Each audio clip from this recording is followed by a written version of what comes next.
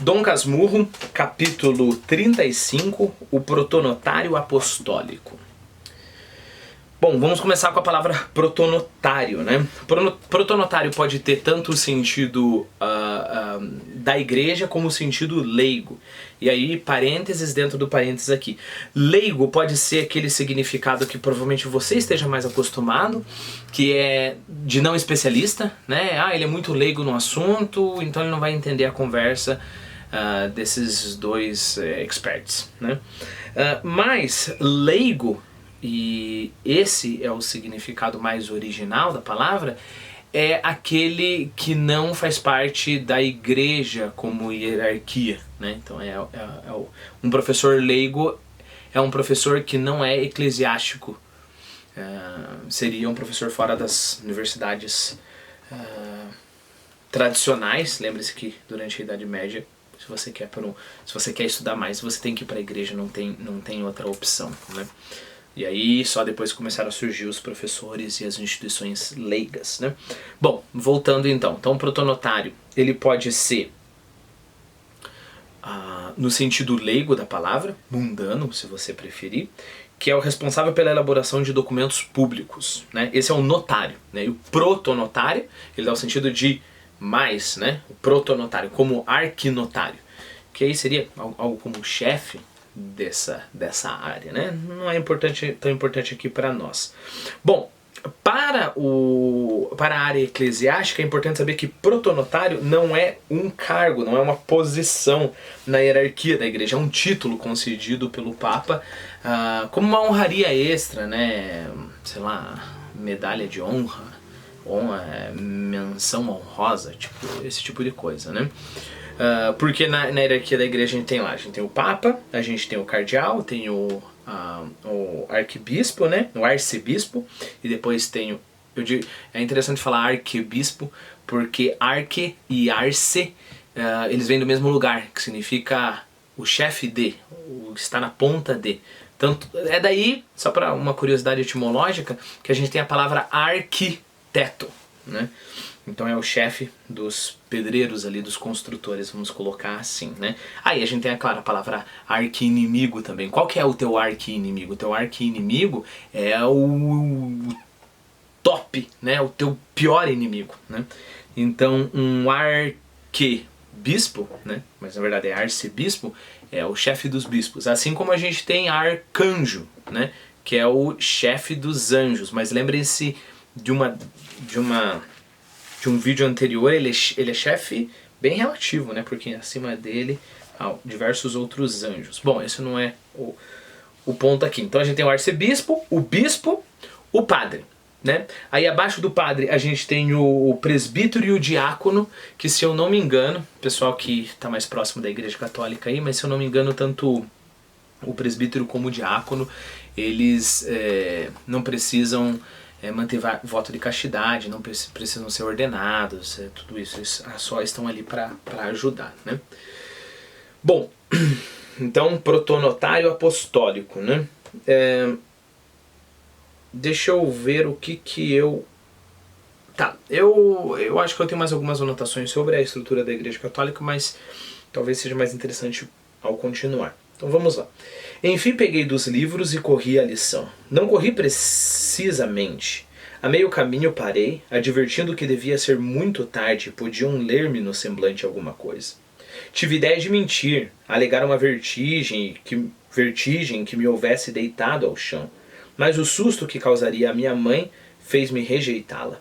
Eu acho muito bonito esse apego do Bentinho com a mãe dele, né? A mãe dele é praticamente tudo pro Bentinho, então ele poderia se safar inventando essa mentira, né? Nossa, eu fiquei tonto ali, acabei caindo.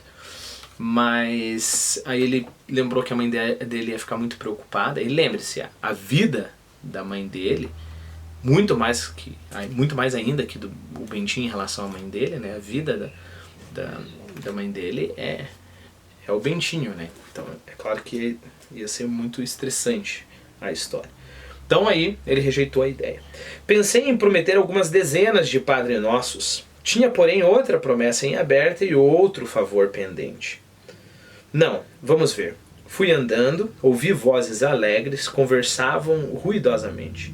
Quando entrei na sala, ninguém ralhou comigo. Ralhar é repreender severamente. Okay? A gente tem uma outra palavra. Lembre-se que eu vou tentar às vezes conectar palavras, que um objetivo de ler bons livros é adquirir ferramentas para que você consiga se expressar bem e para que você consiga entender modos de expressão muito refinados, né? E para modos de expressões muito refinados, uma ferramenta essencial é a palavra, né? Então, por causa disso que às vezes eu faço essas conexões. Então, tem uma outra palavra que é repreender severamente, que é admoestar, ok? O admoestar, ele dá mais o sentido religioso e um pouco mais duro, né? Então, uma admoestação, o padre ou o pastor ou o líder religioso qualquer vai falar sobre os seus pecados e como isso vai te prejudicar, talvez agora, talvez no futuro, quando você for pro inferno. Repreender severamente, tá. Então ele ralhou comigo, e ralhar é mais como você ralha com uma criança, né? É dar a bronca. O padre Cabral recebera na véspera um recado do internúncio. Tá, internúncio é uma outra palavra que eu tive que procurar, que é o representante diplomático enviado pelo Vaticano. Então a gente tem um representante provavelmente em cada país, né? Internúncio também pode ser um mensageiro. Isso para o tempo do Dom Casmurro. Eu não sei como que funciona a relação com o Vaticano. Eu acho que você não precisa do internúncio no sentido de ter um representante diplomático, porque deve ser o arcebispo daquele lugar, né? Algo assim, o representante. O padre Cabral recebera na véspera um recado do internúncio, e eu acho que aqui internúncio deve ser um mensageiro vindo do Vaticano, né? Foi ter com ele e soube que, por decreto pontifício, ou seja, decreto do Papa, pontifício tem a ver com o Papa, acabava de ser nomeado protonotório apostólico. Esta distinção do Papa dera-lhe grande contentamento e a todos os nossos. Tio Cosme e prima Justina repetiam o título com admiração. Era a primeira vez que ele soava aos nossos ouvidos. Acostumados a cônegos, um outro jeito de falar o padre normal, né? Monsenhores. Um monsenhor é novamente um título de honra que o padre dá para uma pessoa, né? Para uma pessoa, para um padre. Bispos, tá? Tá, estávamos acostumados a cônegos, monsenhores, bispos, núncios e internúncios. Mas que era protonotário e apostólico? O padre Cabral explicou que não era propriamente o cargo de cúria. Cúria, novamente relacionado com os padres, né? Tanto é que um outro jeito de chamar padre é cura. Um cura é um padre. Mas as honras dele. Então não tinha a ver com um cargo da cúria, mas as honras do título, né? Tio Cosme viu exalçar-se no parceiro de Voltarete e repetia. Exalçar é um outro jeito de falar exaltar. Percepção fantástica, né? Então é aquela história. Isso a gente faz. Lembre-se que a boa literatura faz com que a gente se reconheça ali, né? Às vezes coisas que a gente fez, às vezes coisas que a gente poderia ter feito, às vezes coisas que a gente reconhece como uma grande possibilidade. Então é aquela história, um amigo meu, um colega, teve o livro dele publicado e ganhou o Jabuti de Ouro. E aí eu fico tudo alegre. Não, mas a gente saía e conversava. E de algum modo eu faço parte da glória dele. Vamos pegar um exemplo real, né? Uma confissão real. Eu estudei com o Cristóvão Teza, que ganhou o Jabuti de Ouro, e estudei também com o Caetano Galindo, que traduziu Ulisses e ganhou o Jabuti de Ouro por essa tradução também, né?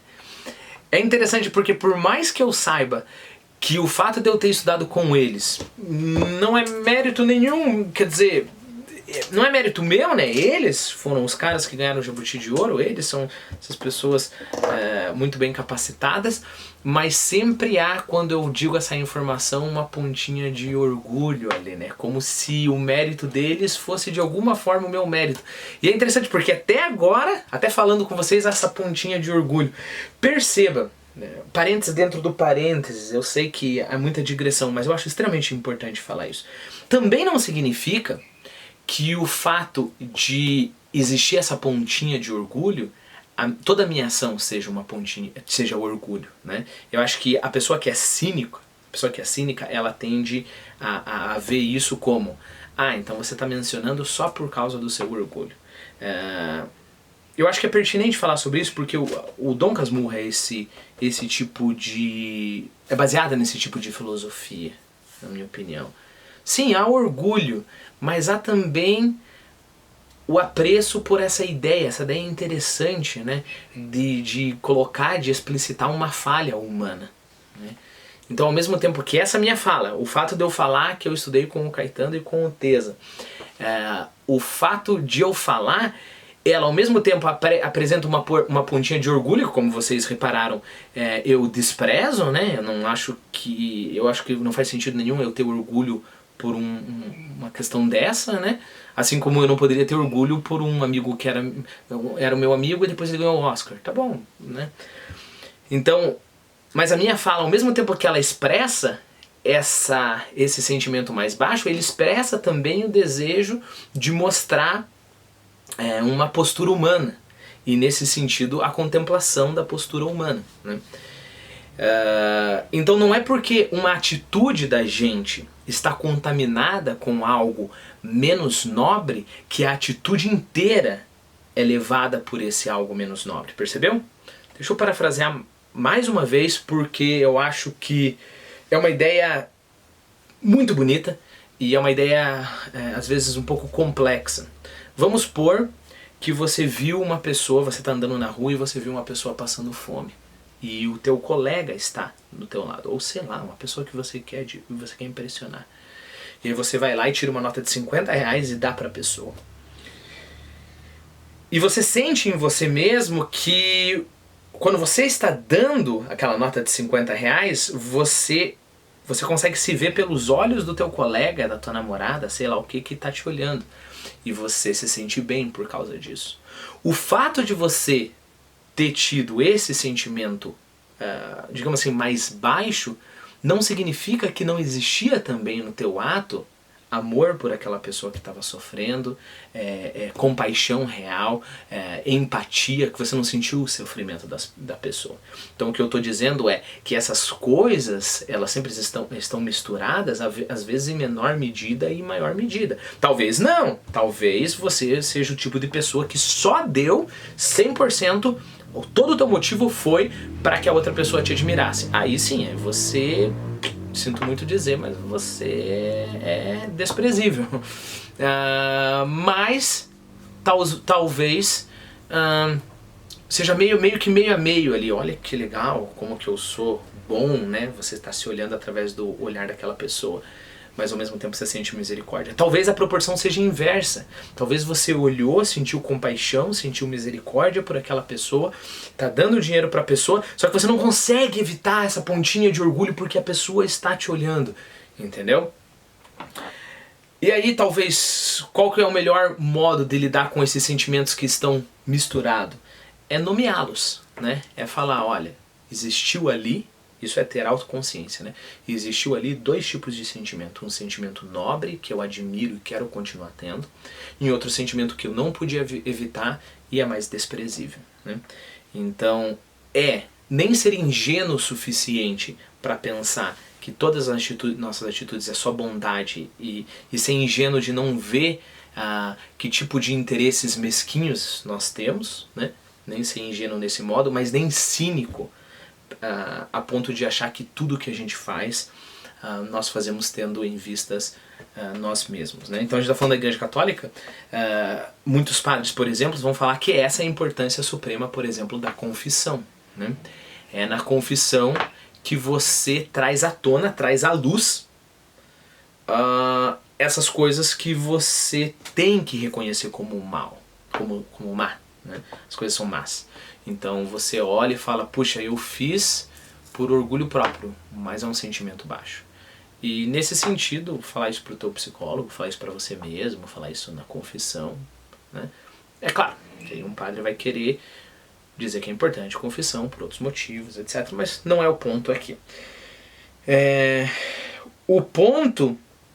Puxa, eu fiz uma digressão bem grande, né? Mas eu acho que é interessante porque a gente viu esse defeito, né? Defeito moral que o tio Cosme tem, de pensar que só porque o parceiro de Voltarete dele, Voltarete, lembra-se, é o jogo, né? Só porque o parceiro do Voltarete dele conseguiu alguma coisa, de alguma forma ele é melhor, ele é um advogado mesquinho, né? Mesquinho não, como é que diz, ordinário, né? É um advogado ali, bem na média pra baixo, mas alguém próximo dele recebeu uma honraria especial, então ele se sente especial. Então a gente identificou esse defeito moral. E aí eu dei mais um exemplo para vocês de um defeito moral, por exemplo, que eu tenho, e a possibilidade de fazer as coisas tendo na mesma atitude um defeito moral e uma nobreza. Eu vou abrir um outro vídeo porque tá ficando muito longa a coisa aqui.